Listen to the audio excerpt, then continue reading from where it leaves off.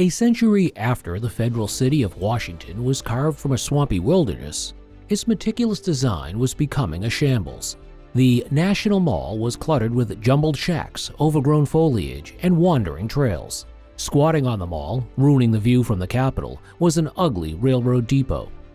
In the 1890s, a powerful new arrival in Washington became determined to restore the grandeur envisioned by the city's designer a century earlier.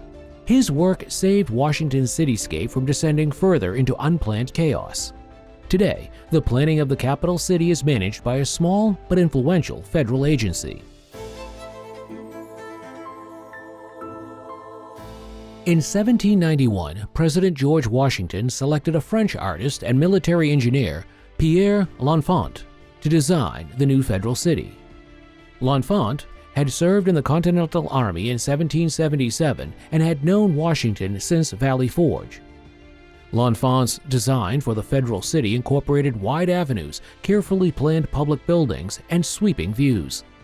He wrote to President Washington that from the heights around Jenkins Hill, later renamed Capitol Hill, every grand building would rear with a majestic aspect over the country all around and might be advantageously seen from 20 miles off.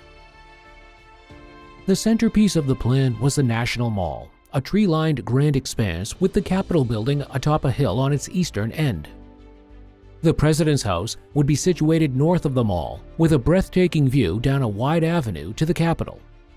L'Enfant's plan, with some refinements, became the blueprint of the city of Washington.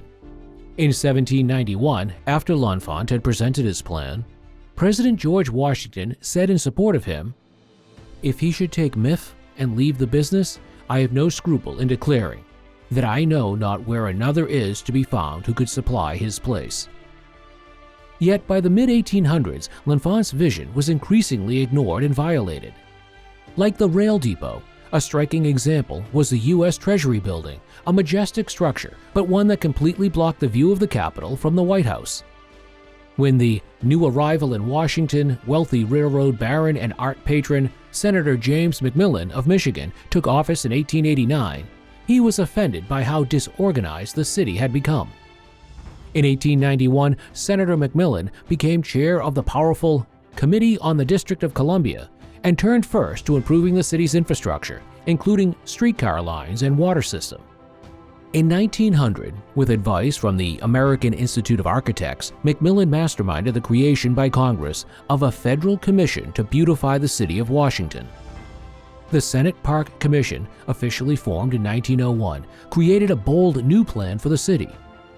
Hailed as an inspired return to L'Enfant's original vision. Thanks to McMillan's railroad business contacts, the obnoxious train depot on the mall was replaced by Washington's new Union Station, a few blocks north of the Capitol. The mall was cleared of shacks, weeds, and swamps, and at last came to embody L'Enfant's plan of a beautiful national lawn. The McMillan plan even proposed a memorial for Abraham Lincoln, which now anchors the western end of the mall. McMillan died suddenly in 1902, but his plan for Washington, D.C. endured. More than a century later, inspired by McMillan's vision, the NCPC is currently planning for the next 50 to 100 years, balancing many needs to keep Washington a modern showplace that still stays true to the far-sighted plan of Pierre L'Enfant and George Washington.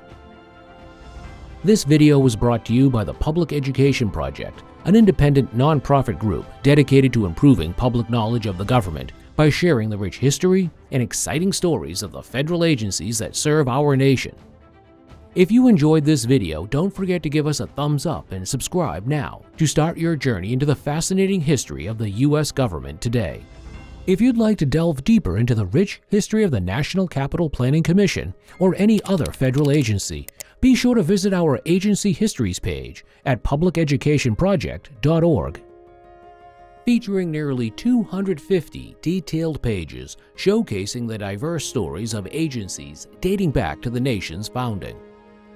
Follow us on Facebook, Instagram, and TikTok so you don't miss out on new videos and updates.